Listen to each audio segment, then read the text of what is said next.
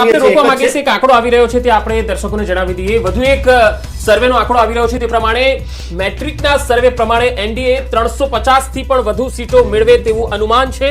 મેટ્રિકના સર્વે પ્રમાણે એનડીએને 360 થી વધુ સીટો મળી શકે છે. 542 માંથી એનડીએને 360 થી વધુ સીટ મળી શકે છે. ઓવરઓલ જોઈએ તો 6 જેટલા સર્વે અત્યાર સુધી એવું કહે છે કે એનડીએ 350 ને પાર થઈ રહ્યા છે. સિદ્ધાર્થ, બીજેપી અને એનડીએ માટે બહુ મોટી ખુશખબર એટલા માટે છે કારણ કે 6 જેટલા સર્વે એવું કહે છે કે 350 ને પાર જઈ રહી છે. ફરી એકવાર મોદી સરકાર બની શકે છે. પણ અહીંયા જયેશભાઈ ખુશ નહીં હોય, કેમ કે જયેશભાઈ 400+ ની વાત સાથે આગળ વધી રહ્યા હતા, પરંતુ જે કદાચ 400 પારની વાત હતી, કેતનભાઈ પણ આપણી સાથે જોડાયેલા છે. સર, એક 400 પારની વાત થઈ, ઘણા લોકો એક ક્વેશ્ચનેબલ પણ હતું, પરંતુ એક કદાચ કોન્ફિડન્સ માટેનો મુદ્દો હતો કે લોકો વધુ એટ્રેક્ટ થાય, કેમ કે એ લોકો આશા તો રાખી રહ્યા હતા કે 2019 કરતા કદાચ સારું પરિણામ આવી શકે છે. But 400 is extreme. 400 કે ગુજરાતમાં CR પાટીલે જ્યારે 5 લાખ+ નો ટાર્ગેટ આપ્યો ને, હંમેશા રાજકીય પક્ષોની દરેકની એક સ્ટ્રેટેજી હોય. તમે 400 પાર કહો કે ગુજરાતમાં તમે એમ કહો કે દરેક સીટ ઉપર 5 લાખથી વધારે અમે લાવીશું, તો એની પાછળનો આશય એવો હોય કે તમે તમારા કાર્યકર્તાઓની કેડરને દોડતી રાખો, એને એક પ્રકારનું એન્કરેજમેન્ટ મળે. તમે 400 નો ટાર્ગેટ રાખશો તો તમે 370 પહોંચશો.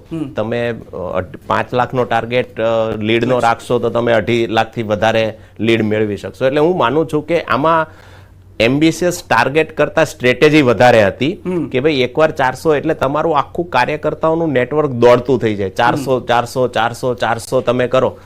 સી, રિઝલ્ટના દિવસે nobody is going to ask કે તમને 399 કેમ મળી, તમને 5 લાખથી ઓછી લીડ કેમ મળી, કારણ કે જીત્યા પછી આપણે ત્યાં જો જીતા વહી સિકંદર, તમે 1 વોટથી જીતો છો તો પણ તમે મેમ્બર ઓફ પાર્લામેન્ટ બનો છો ને તમે 5 લાખથી જીતો છો તો પણ બનો છો. મુદ્દો એ છે જ નહીં.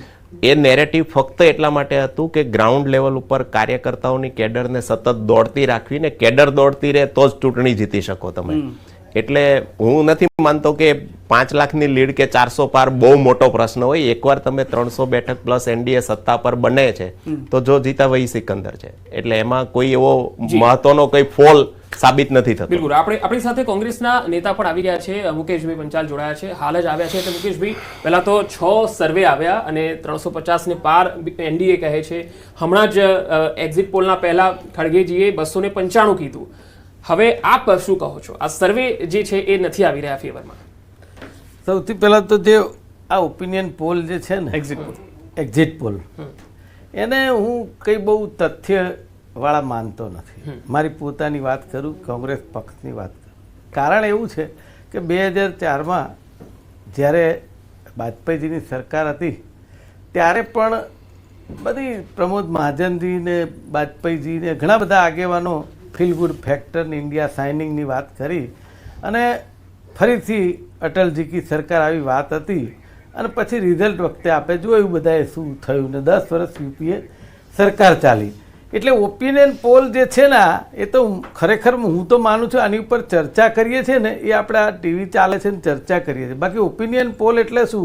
આ કોઈ મતદાતા છે, કોઈ મતદાતા, એ મતદાતાનો કરેલો સર્વે છે. સર્વે છે. આ પણ એ મતદાતા એટલે રેન્ડમલી હું તમને એમ કહું કે તમે મારી જોડે સર્વે હું કહું એમ કરો તો તમને 400 સીટ કોંગ્રેસની દેખાય. તમે કેટલી કહો છો 543 માંથી કોંગ્રેસની? જો 543 માંથી કોંગ્રેસની કે ઇન્ડિયા ગઠબંધન સરકાર આ વખતે ભારતમાં બનાવે છે એવું સ્પષ્ટ. કેટલી બેઠકો પણ સરકાર બનાવવા માટે કેટલી જોઈએ? 272 જ જોઈએ. હા, તો 272 સુધી પહોંચી જશે ઇન્ડિયા ગઠબંધન. એટલે આ બધા એક્ઝિટ પોલ ના અનુમાનો ખોટા સાબિત થશે એવું એક્ઝેક્ટલી એવું થશે.